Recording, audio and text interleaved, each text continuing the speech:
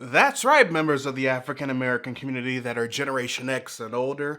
We're going to be talking about mental health. Ooh.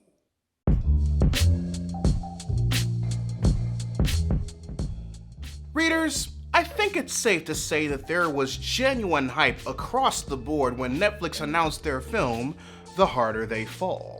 Not to be confused with the 1956 Humphrey Bogart movie, it's like the League of Extraordinary Gentlemen, but instead of it consisting of characters from various works of literary fiction, it's fictional depictions of real-life cowboys, outlaws, and lawmen in Black history. And after watching it myself, someone who doesn't really care for Westerners all that much, I definitely enjoy what it brought to the table. Idris Elba and Regina King brought stellar performances as per usual. Seeing Eddie Gathegi being allowed to thrive after the racism he experienced on the set of X-Men First Class was extremely refreshing. RJ Cyler, aka Billy from the new Power Rangers movie, plays the spunky newcomer kid very well. And Cuffy is and forever will be the GOAT, no questions asked, not up for discussion, I have spoken. Now, despite me enjoying the cast, it's just good, not perfect. Because Zazie Beetz had no business playing Stagecoach Mary. Now don't get me wrong, I love Zazie, but considering that the real Mary was a heavyset dark-skinned black woman, and after seeing that the Mary in this movie was meant to be the love interest for Jonathan Majors' Nat Love, it kinda reveals a bit about where the casting director stands on colorism and fat phobia, considering everyone else was pretty accurate when compared to the facial features and skin tones of their real-life counterparts. Not enough for me to throw out hard accusations, but definitely hard enough for me to comfortably judge them. But that one aspect of the movie isn't enough to turn me off from enjoying it, because I definitely did enjoy it. And when it comes to the writing in the movie and the delivery of said writing, there's something else I feel we need to pay attention to and properly digest. One aspect that I'm absolutely sure is universal across multiple ethnicities, but one that's unanimous with the upbringing of black folk up until it became the millennials' time to pass on the torch. Now, before I continue, just know that this video will contain spoilers for The Harder They Fall, so if you haven't seen it yet and you want to avoid spoilers, I suggest you watch it on Netflix first before you finish this video. Cool? Cool. So, in order to understand the commentary The Harder They Fall makes, we have to focus on the film's villains, Idris Elba's Rufus Black, and his right-hand woman, Trudy Smith, played by Regina King. As we know from the movie, Trudy and the rest of Rufus's gang free him from being transported to a different prison in order for him to properly run Redwood City, a black town he helped found, and to save it from going under after his one-time friend Wally Esco jeopardized it in a way where they have to come up with $50,000 in order to make sure the land isn't bought by bigger business. That's where Nat Love and his gang get in the way, since they recently intervened in robbing a gang working for Rufus of their score of 25 grand to help come up with the funds. Now, despite Redwood being a town of predominantly African Americans, what's first and foremost on Nat's mind is offing Rufus.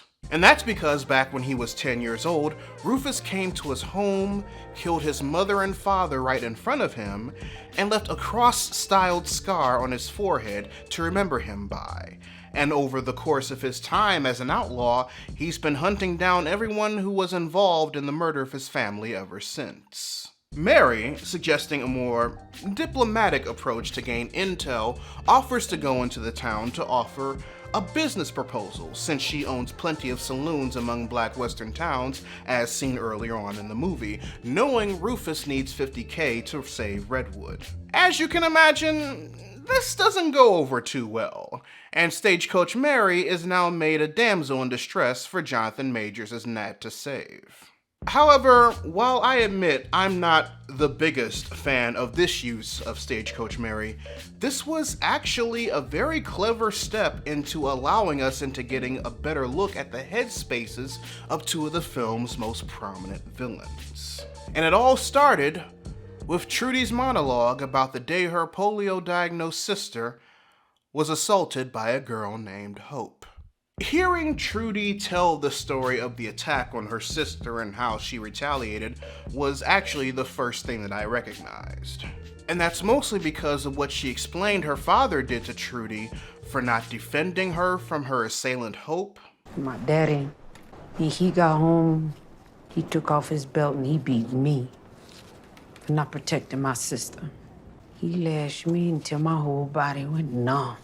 And what he did when he put two and two together and realized Trudy slit Hope's throat before her whooping. Daddy was speechless. He ain't said a word to me when he came home.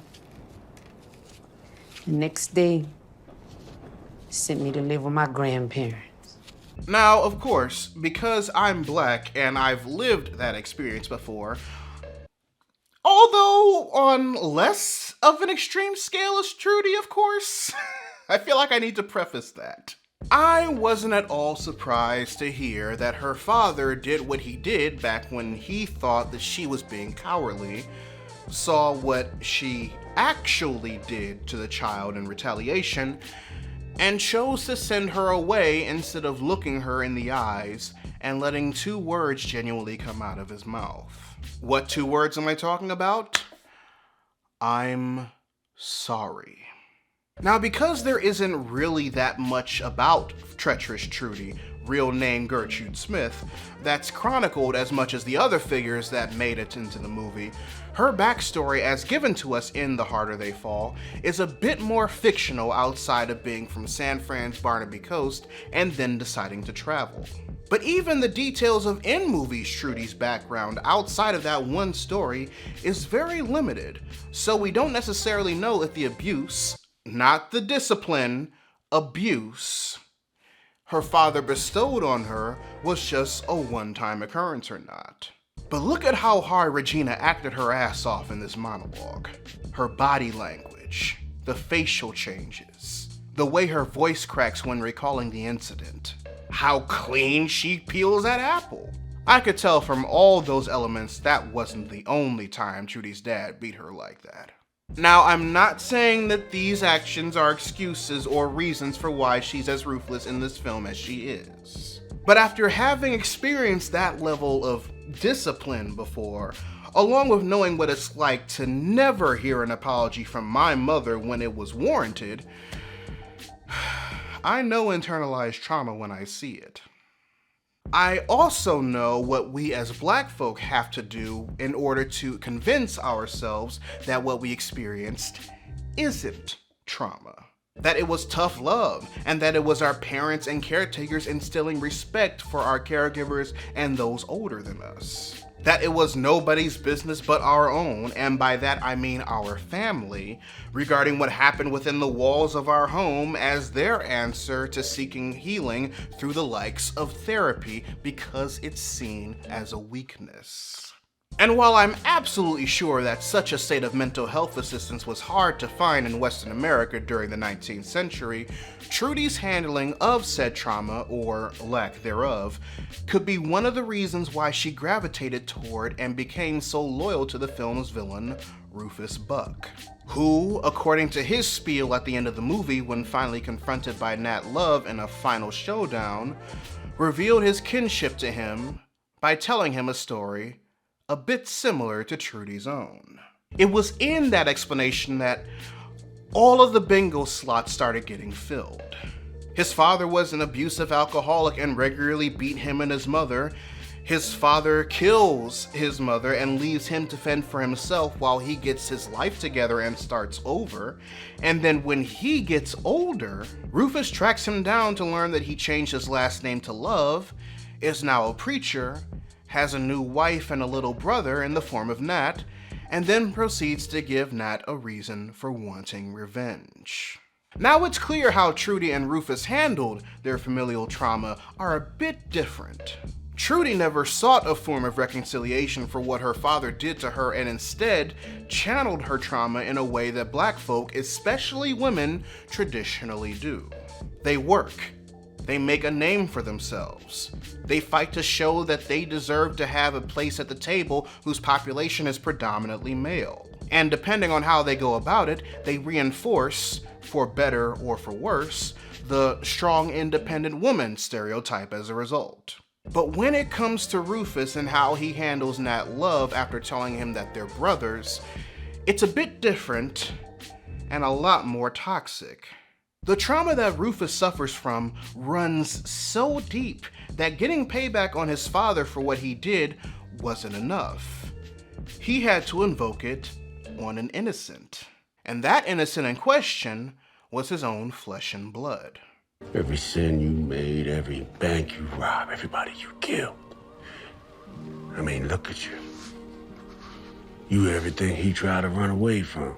What Trudy and especially Rufus represent in The Harder They Fall is the generational curse of a good chunk of African American families regarding a cycle of familial trauma and violence, both brought about by self-justification and induced by superiority, respectively.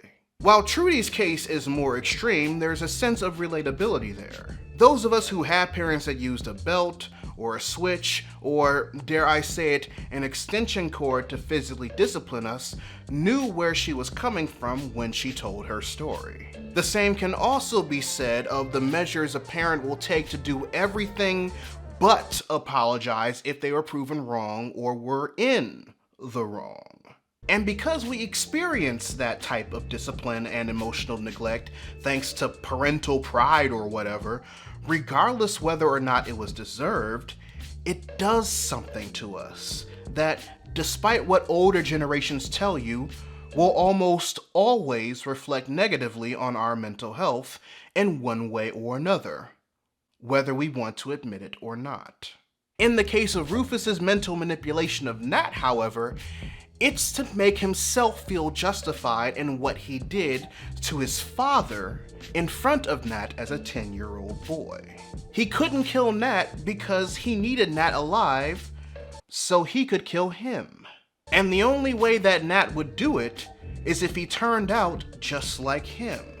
Everything Rufus knew his dad used to be before receiving his clean slate, in order to prove that his bloodline isn't as absolved of his past transgressions as he thought he was.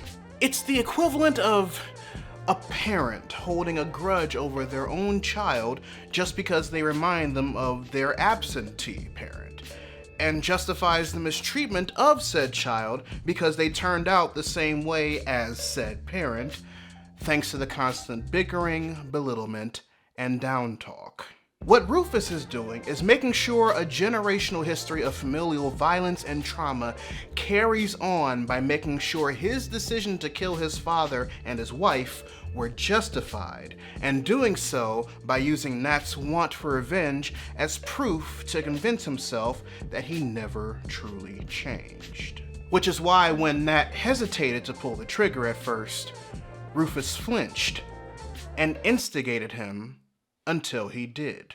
So if Trudy is the black aunt who tells your cousin, well, your granddaddy beat me and I turned out fine, then Rufus has the spirit of your friend's mom who constantly tells her kin, you nothing but a bum, just like your bum-ass daddy. Where real life and The Harder They Fall meet in that parallel, however, is that depending on the amount of damage done to people like Nat, they'll eventually actually start to believe it. Is the devil dead? I don't know. Now, while I admit that these experiences aren't just exclusive to Black America, it's Black Americans that are referring to these experiences the most. They're sharing their stories, making jokes of their experiences in stand-up sessions and social media, critiquing and bonding over their upbringings because they've been lived and experienced by multiple people who relate. And while it is absolutely fair to think that a Western of this caliber that highlights the stellar performance of so much black talent should be the main focus first and foremost, it's only a matter of time before we watch a movie of this caliber and see ourselves properly reflected in it. Not just the good, but also the bad, and especially the ugly. But I digress, readers. Your homework assignment for the day. Write in the comments section below what you thought of The Harder They Fall if you've seen it. Or if you feel like sharing with the rest of the class, a film you saw that was able to subconsciously critique some aspects of your heritage or upbringing that left an impact on you, mostly because the creator/creators of said film had the same upbringing as you did. Whichever question you decide to answer, I'd love to know your thoughts. If you want to help financially support the channel, you can join my Patreon by clicking the card at the end of the video or in the link in the description down below, where you can also find a link to my merchandise store. Or if you prefer to give a one-time donation, you can find links to my PayPal and my Ko-fi account in the description box as well. Also, make sure you subscribe to the channel and turn on notifications, because I post new videos every Monday, Wednesday, and every other Friday. But until then, this is Readus 101. Class dismissed.